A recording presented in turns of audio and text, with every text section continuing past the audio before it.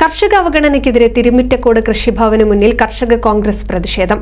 DCC secretary Babu Nasar പ്രതിഷേധ പരിപാടി ഉദ്ഘാടനം ചെയ്തു.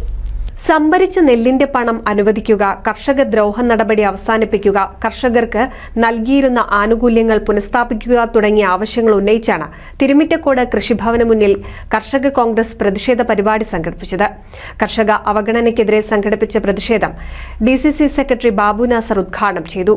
ഈ നാട്ടിലെ ജനതയോട് പോറ്റുന്ന ആ കർഷകർ ഒരു ശത്രു കൂടി കർഷകർക്ക് പിറകിയെടുത്തു എന്ന് പറയുന്നത് ഈ നാട്ടിലെ ഇടതുപക്ഷ സർക്കാരാണ്.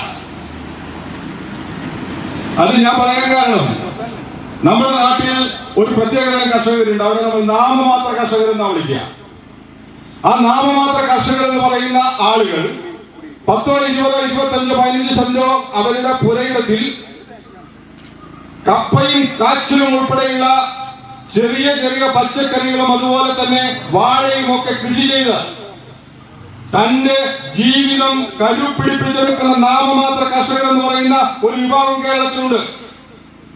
അങ്ങനെയുള്ള നാമമാത്ര കർഷകർ അവരുടെ ജീവിതത്തിന്റെ വലിയൊരു ഭാഗവും മണ്ണിനോട് മല്ലടിച്ച് അവരുടെ ചോര നീരാക്കി ഈ നാട്ടിലെ ജനതയെ പോറ്റുന്നതിന് വേണ്ടി തന്റെ പുരുഷായുസിനെ സൽമാൻ ഇടപെട്ട അധ്യക്ഷത വഹിച്ചു. ഇസ്മായിൽ, മണി ഹാജി, സുരേഷ്, മുജീബ്, റഷീദ് തുടങ്ങി നിരവധി പ്രവർത്തകർ പങ്കെടുത്ത് സംസാരിച്ചു.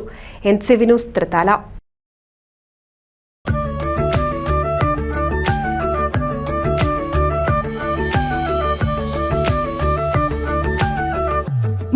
വർഷത്തെ വിശ്വസ്ത പാരമ്പര്യവുമായി എന്നും എപ്പോഴും കൂടെയുണ്ടെന്ന വിശ്വാസം. Basith wedding mall, Basith arcade, Poongottukulam, Tirur.